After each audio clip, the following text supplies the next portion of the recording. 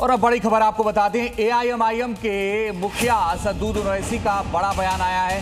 कह रहे हैं कट्टरपंथी मुसलमान नहीं जो उन पर हमला कर रहे हैं वो कट्टर हैं। हिजाब, दाढ़ी और टोपी देखकर मॉब लिंचिंग करने वालों को कट्टर बताया है।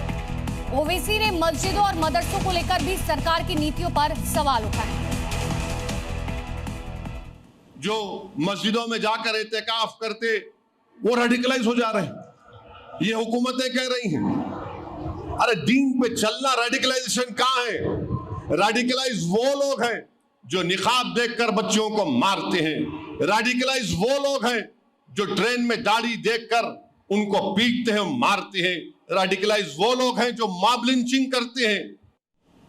और अब खबर तेलंगाना के हैदराबाद से, जहां सईदाबाद के प्राइवेट स्कूल पर दूसरे शिक्षा के हिंदू छात्र को होमवर्क के रूप में कुरान की आयत याद कराने और सुनाने के लिए कहने का आरोप लगा, जिसके बाद छात्र के अभिभावकों ने स्कूल पहुंचकर विरोध जताया और कार्रवाई की मांग की। देखिए कैसे पेरेंट्स नोटबुक में कुरान की आयत याद करने का होमवर्क दिखा रहे हैं। इनका कहना है कि उनका बच्चा हिंदू धर्म से संबंध रखता है, ऐसे में उसे किसी दूसरे धर्म की धार्मिक प्रार्थना याद करने के लिए कहना उचित नहीं है।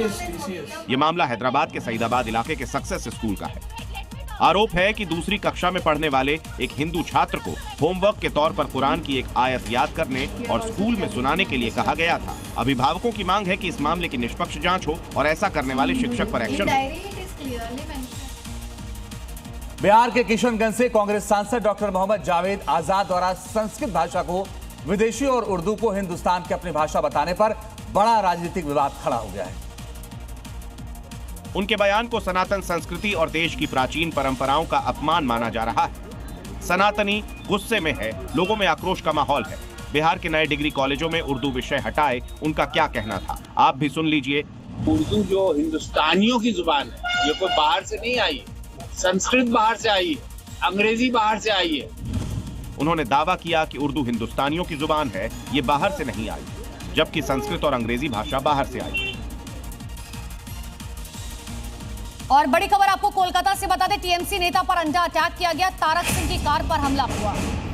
जी हां, थाने के बाहर कार के शीशे तोड़ दिए गए हैं। घटना के बाद इलाके में जबरदस्त तनाव है। घटना के बाद माहौल खराब है और इस घटना में शामिल लोगों की पहचान फिलहाल की जा रही है।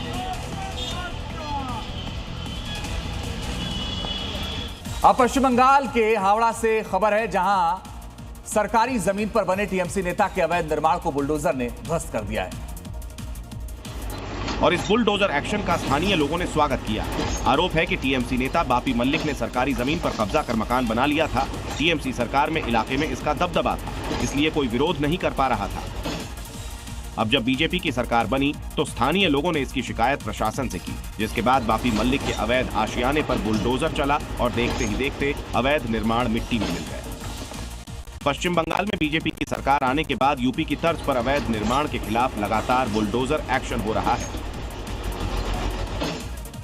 और अब खबर पश्चिम बंगाल से है, जहां ममता बनर्जी के सबसे पुराने और भरोसेमंद साथियों में से मदन मित्रा ने पाला बदल दिया। वो बागी ऋतव्रत बनर्जी खेमे में शामिल हो गए हैं, जिस पर ममता बनर्जी भड़क गई और बागियों को गद्दार तक कह दिया। दरअसल पश्चिम बंगाल में 2026 के विधानसभा चुनावों में तृणमूल कांग्रेस की करारी हार के बाद से ही पार्टी ताश के पत्तों की तरह बिखर रही है, जिससे ममता बनर्जी परेशान है। उन्होंने आरोप लगाया कि बीजेपी केंद्रीय एजेंसियों का गलत इस्तेमाल कर रही है, टीएमसी के विधायकों और कार्यकर्ताओं को धमका रही है। ममता बनर्जी ने आरोप लगाया कि बीजेपी बंगाल का माहौल बिगाड़ रही है, गद्दारों को अपने साथ जोड़ रही है, क्योंकि उनके पास लोगों की कमी है। मध्य प्रदेश के दतिया में 628 जब्त हथियार नष्ट किए गए। उपचुनाव से पहले पुलिस ने बड़ी कार्रवाई की है। कई आपराधिक मामलों में जब्त किए गए थे सभी हथियार। निष्पक्ष, शांतिपूर्ण और भयमुक्त मतदान के लिए ये कार्रवाई की गई। और ये देखिए, बुलडोजर से जो हथियार बरामद किए गए थे उन्हें नष्ट कर दिया गया, उन्हें ड्रॉ किया गया।